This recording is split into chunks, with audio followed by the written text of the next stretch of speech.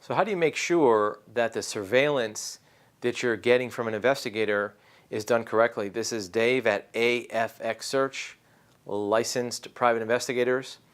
If you're a client, a law firm, a corporation that needs surveillance and have an investigator kind of work on that project for you, it's important to make sure that the investigation is done in at least a proper and legal manner. You want to make sure that the results are usable by you and at least are not detrimental to you as a client.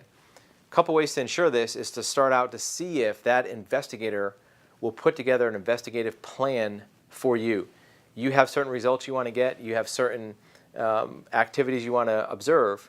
See if that investigator will put a plan together of how to best get those based on the information you give them. Secondly, make sure that they have the correct equipment.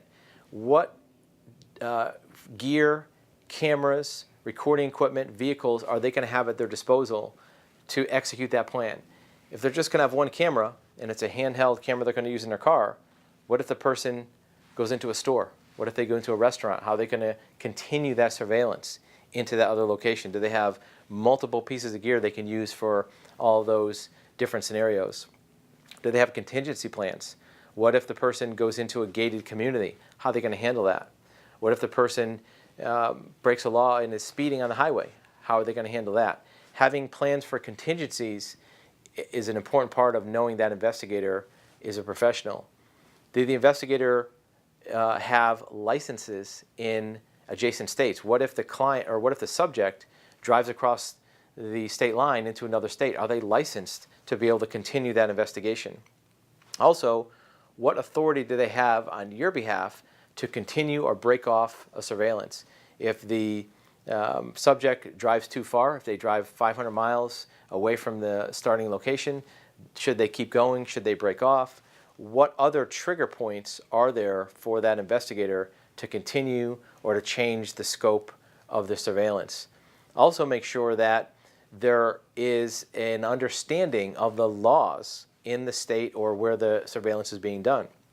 What can you go on private property?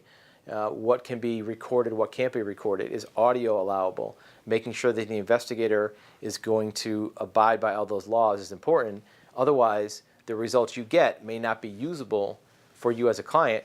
Worst case scenario, it might even create liability for you as a client. Last but not least, make sure that all of the raw video is maintained.